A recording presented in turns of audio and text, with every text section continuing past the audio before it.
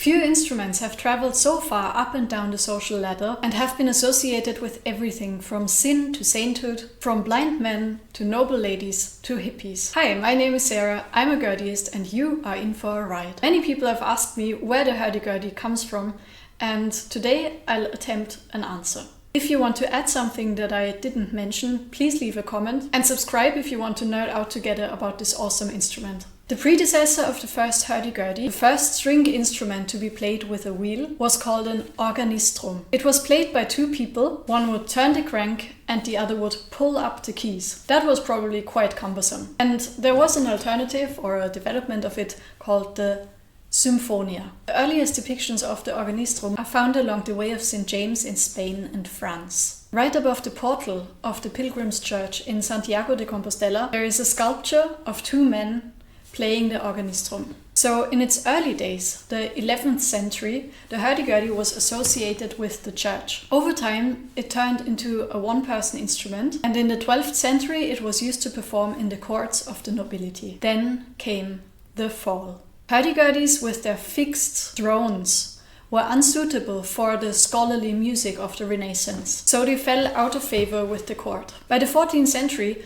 the Hurdy-Gurdy had begun to be associated with the lower class, and by the 15th century with blind beggars. As Robert Greene writes in the Hurdy-Gurdy in 18th-century France, blindness was regarded as a physical manifestation of inner or moral blindness, and therefore the very appearance of the instrument in a painting suggested sin. However, by this time, the Hurdy-Gurdy had also undergone quite the geographical spread. You could hear the sound of blind singers with the Hurdy-Gurdy throughout Poland and Ukraine. As I heard from a Ukrainian musician, blind musicians had an almost saint-like status because their eyes had never seen the evil of the world. According to the Wirtualne Muzea Małopolskie, such singers usually enjoyed social prestige not only because of their musical skills, but also their healing and magical skills and knowledge gained while wandering. In the 19th century, lira players most often played at churches, at cemeteries,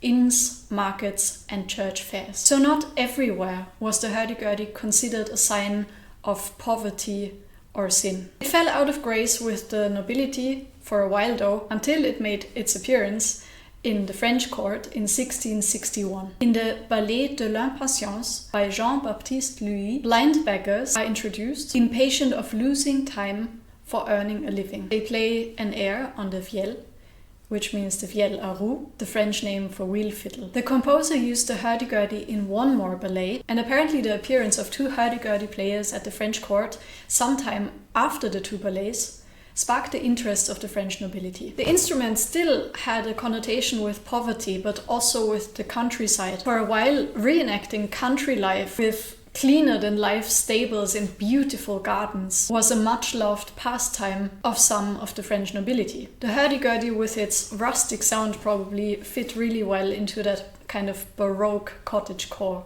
Around the 18th century in France, the shape of the Hurdy-Gurdy was refined, and it was also decorated in a way that one maker described as pleasing the ladies. Picking up the Hurdy-Gurdy indeed gave women new possibilities, as Robert Greene describes. Before the early part of the 18th century in that corner of the world, women had been confined to accompanist roles in music. They had to avoid wind instruments, fiddles and bagpipes, because playing them requires distorting your face or flapping your arm in an unsightly way. In contrast, the vielle presented a pleasing appearance in both bodily position and movement and enabled women to play music in the latest style, first as an equal partner in unaccompanied duos and later in the role of soloist.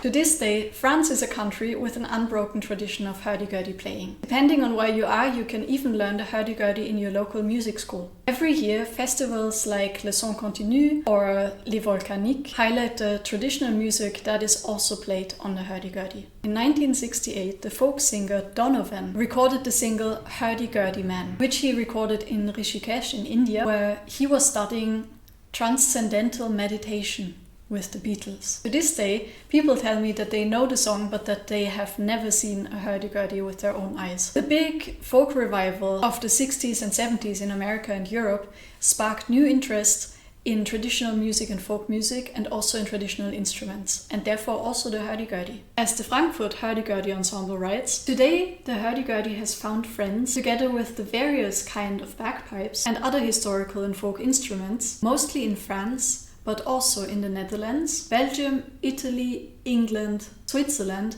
and in Germany. If you still believe that the Hurdy-Gurdy is an Irish instrument, go and watch my video on the topic. So this is it. A stroll from 11th century monks to Ukrainian blind beggars to the French court cottagecore and beyond. If you enjoyed this video, please do subscribe and stay tuning.